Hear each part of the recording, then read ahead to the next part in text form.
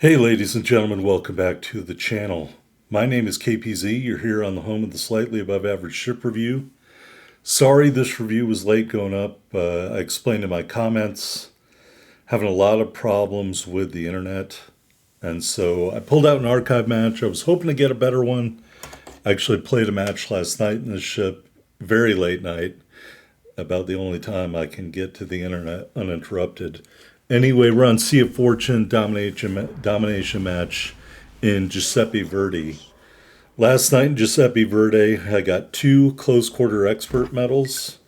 But look, I hate to say it, Giuseppe Verdi has an interesting consumable setup, but it's to the detriment of the ship and gameplay. Now, looking at WoW's builds, Legends really quickly, the damage record is 299,000. 189 set by user in the Asian server. So I'm not saying you shouldn't count that or discount that or whatever.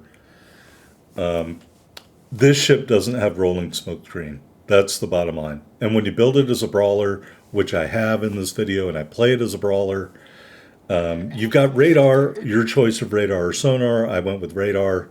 That being said, without the rolling smokescreen, this ship is at a serious disadvantage because then you're going to have to proceed instead of being unseen or cloaked in your smokescreen. You're going to be seen by the enemy the entire time. And I've found that that is a particular problem for this ship compared to all the other Italian ships that you can build for this close-in brawling playstyle. They all have rolling smokescreen. The Giuseppe Verdi does not. It doesn't have it as an option. So you can mount some other stuff instead of the secondaries. You can mount a fighter plane or a spotter plane. I was playing it with the spotter plane, but the main battery range is so short, just 15 kilometers, that I wouldn't recommend it.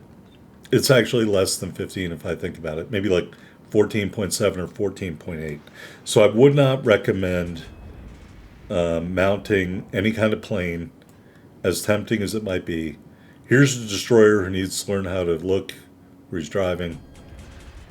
I did slow down a little bit to let him go by. See, I'm not an asshole. And he smokes me up, and I didn't want that because now I can't see anything. So I know this guy thinks he's doing something nice for me. He's not. He's not doing anything nice for me. And now somebody blew a radar charge because he smoked me up. And he didn't need to do that. All right, shooting at an enemy Tulsa. We're going to line it up here and let those shells fly. Why would I zoom in to see how the shell dispersion looked like? Anyway, we got a Citadel hit there, and I'm exhorting my teammates to shoot at that guy. Shells coming in, we do take some damage. You know, let's be honest, this doesn't have a great armor profile. That being said, it's not terrible, but your bow is weak, in my opinion. Based on the games I've played. Secondaries are going off. We are shooting again at the Tulsa, who just kept going. And there's another Citadel hit. First blood, kill number 1 in the Giuseppe Verdi. I want to be clear before we get any deeper into the match. I have yet to have a game in Giuseppe Verdi over 2,500 base XP. I thought the game last night was going to be better than this game. It ended up not being better, which is why you're seeing this one. I'm going to blame it on the lack of the rolling smokescreen. Maybe if there was a premium commander that I had access to, like Azer Lane Latorio, I would consider a hybrid build on this ship. I don't have that commander. So between the two free to use commanders, Iachino and D. Ravel, I use D. Ravel in this ship. Your mileage may vary. I use Iachino in the other premium at the tier, which up top, the Roma, you know. Is there a tier 8 premium that I can't think of? Oh gosh, I don't want to look. But, you know, I just don't like to use the same commander, same build for every ship. I switched the commanders, and I just found that this ship played better with D. Ravel. The other ship plays better with Igino. Just one man's opinion. All right, Minotaur is going to sneak out from behind the island. We are just, well, now we're starting to take some damage, but I was going to say we've only lost like 10% of our health, and then the fire started ticking. So, shooting at Minotaur, there is the Citadel, kind of gauging, looks like he's turning away. Next salvo, those are all going to miss. But he ate another torpedo, it looks like. Our secondaries are going off to the port side of the ship and the starboard side. So we are engaging an enemy. Is it a destroyer? I can't see the mini-map. We're engaging an enemy with our secondaries to the starboard side of the ship. All right, there is another Citadel hit on the Minotaur, killed number 2. All right, the enemy ship over there is a Montana. And I think he's shooting at me. Maybe? Problem solved, sir. Well, my secondaries are shooting at him. You can just sit there, Montana. All right, here comes the salvo in for the Montana. We're turning, and we do still take a ton of damage there. Oh, gosh. Yeah, this doesn't have a spectacular armor profile. Thankfully, we do have a number of heals, though. And so, again, that's why I recommend D-Revel, because otherwise you won't get all these heals. All right, Montana. We're getting spammed by somebody. Teammates, could you please shoot somebody? We'll shoot at the bow plate of the Montana and see how that goes. We did a pretty good job hazarding his fire right there. I think we're behind this castle, and that is protecting us from that cruiser or other ship whose name I can't see. Alaska. Protected from the Alaska. Moving in, secondaries are still firing. I don't think we're going to have to worry about Alaska, so I'm concentrating all out on Montana. He's still giving us a lot of a good angle there. Whoa, we take a big shot of damage down to the very last of our health. Thankfully, he doesn't have any secondaries. Thankfully, we're protected from Alaska. Thankfully, we can get our heal on here as we're moving in. And I think we have enough health right now to be able to take one more shot from him and still survive.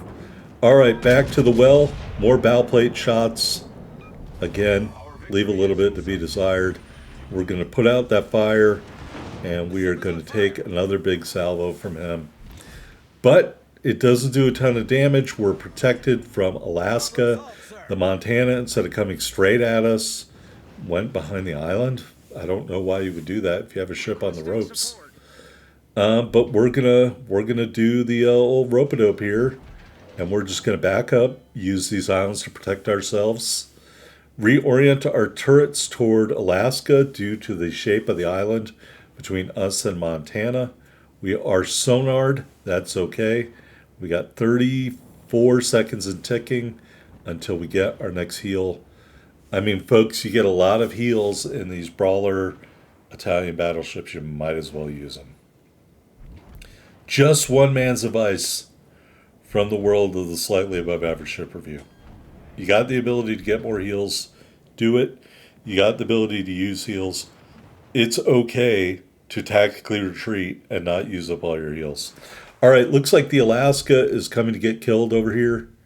For some reason, my gunners wanted to aim at somebody through a mountain. We're going to engage another heal. All right, Alaska and I, it's like who's going to stick their bow plating out from behind the island first? He's giving me a little. I want more. And now we're going to aim and fire right as he backs up, and we don't do a lot of damage there. That was disappointing. But our health is back in the orange, and so I'm pushing forward because I can. And we're going to use our bow profile. I think he's going to try and ram me here, so I'm cutting hard to port. And that is going to put our turrets unable to focus on the target. But that's okay, because we have secondaries trying to get any of our turrets on target. He can't really shoot at us. We're going to keep turning, get the rear turret slowly coming around. And here in a minute, we're going to fire up into the superstructure and not take him out. All right. There we go. Close quarters expert. Kill number 3. All right. Now that we have taken care of the Alaska, there is one ship left. We're going to slowly try to turn here. I don't think I have the turn ability. We're going to hit our radar just to see where he's at. It is our old friend, the Montana. I don't think we have the turning ability to make it through this little gap. So that's why I'm going to go very slowly here at a quarter speed. Lining up my turrets. Can I get a shot before I crash on the island? The answer is no. Oh. And so, unfortunately, here's something where it's not very good at turning in close quarters. I think you can all see that. All right, so I'm anticipating he's going to come out on the other side of the island here. We are going to reorient our turrets and stuff like that, and we're going to wait for the enemy to come to us. It would be nice to go get a solo base cap of Bravo. But at this point, it is not really important because I think I can take out Montana with a good salvo. And so I'm kind of backing myself, trying to get the perfect angle of all 3 turrets with giving the maximum angle to the enemy. And I think this is going to be it right here. All right, here comes the Montana. We're going to shoot kind of up. Oh, we hit the freaking island. And we'll aim for the superstructure with our last salvo, do some damage there. Now we can move in. Our secondaries are engaged, even though my secondary thing is on cooldown. He shoots and takes us out because I'm a dumbass. All right. Yeah. All right, short area maneuverability, a minus for Giuseppe Verdi. All right, got some meaningless milestones here. Close quarters expert medal, first blood medal. We ended up with 119,517 total damage.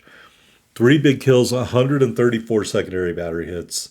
We ended up with 339,831 silver, over 6,500 ship XP, over 6,800 commander XP in Giuseppe Verdi. And you can see we're only getting 10 oil, so this is not new footage. I confess. All right, we did not finish first on our team. A good game to the Tulsa, a good game to the Shimakaze, who I think got the last kill on the Montana. We ended up third on the board, 2391 base XP, 2 medals, 3 big kills. There was no high caliber for our team available in that match. The Montana did have a high caliber for the enemy team. All right, let's go back into the port and take a look at our build. We went with secondary battery mod 2, damage control system mod 2, target acquisition system mod 1, and AA guns mod 3, simply because I don't like the secondary mod in slot 4. We got 5 charges of the repair party. You will use them all. 2 charges of radar or sonar. We went with the radar here. As you can see, 9.5 kilometer range. The sonar, 4.7 for ships, 3.3 for torpedoes. I prefer the radar. Your mileage may vary on all that, especially if you're fighting up close. But killing destroyers in the ship is important, which is why I went with target acquisition mod and radar. Enhanced secondary targeting, as I talked about, your choice of airplanes, but I don't recommend the catapult fighter or the spotter plane for the ship. All right, we didn't run any booster flags. Got the Type 9 permanent camouflage and the Italian Unity flag. Survivability, 69,100 hit points and a 33% torpedo damage reduction with our build. We got those 3 triple 406 millimeter turrets. What does that say? 14.4 kilometer firing range, 29.3 second reload, 36 second turn time. HE shells, 5,700 damage, the 36% fire chance. AP shells, 12,600 damage. Secondary battery, they all fire SAP. You got 12 by 290s and 4 by 3 152s, range of 9.5 kilometers. The 90s reload every 5 seconds, do 2,000 SAP damage. The 152s reload every 8 seconds, do 3,850 SAP damage. AA defense, it is not long ranging, just tops out at 4 kilometers. Your 90 millimeter secondaries are dual purpose. Those are your farthest reaching and best AA at, is it 201 or 203?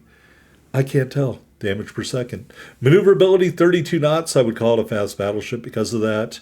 860 meter turning circle, 15.2 second rudder shift time. Concealment, because we didn't take the concealment mod, 14.7 on the surface, 12.3 from the air, 14.8 when firing in smoke. Well, the stats have changed a little bit before we get to the stat screen. The stats have changed a little bit. I want to say now I'm up to 40 matches in Giuseppe Verdi with a win rate of 60%. Main battery accuracy, here it says 36. I think we're up to 37.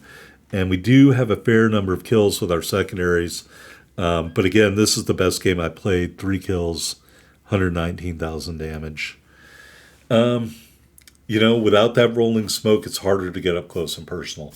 All right, taking a look at the armor viewer, you've got a at the waterline citadel. Kind of has that angle there. I wouldn't call that necessarily a turtleback, but it may act turtlebacky. Turrets and barbettes, they get knocked out all the time. At least the turret faces are heavily armored and somewhat sloped. That is the only good thing about the armor profile of these turrets and barbettes. They get knocked out a lot. We're going to put the bow on. You can see you have that small armor belt going up into the bow. The rest of the bow is 32 millimeters. That plate is 130, which may protect your barbette. Torpedo belt, that's all below the waterline. Casemate armor includes an armor belt that goes up to 320 millimeters on the side of the ship. But again, you don't have a strong armor profile. They're going to aim at your bow and they're going to mess you up. Anyway, that is the armor profile of Giuseppe Verdi. Here's our commander, fully maxed Paladin Ravel. We got Von Hipper and Haruna going all in on the secondaries. Base trait increases decreases the loading time. Not the one for nuisance. Porcupine, firefighter, master mechanic, and fight fire with fire. I would never use Artisan's Touch, folks. And if I was all in, yeah, I would have gone with properly meticulous. But you need the heals because you don't have the smokescreen in this ship. That's Giuseppe Verdi. Like, comment, subscribe below.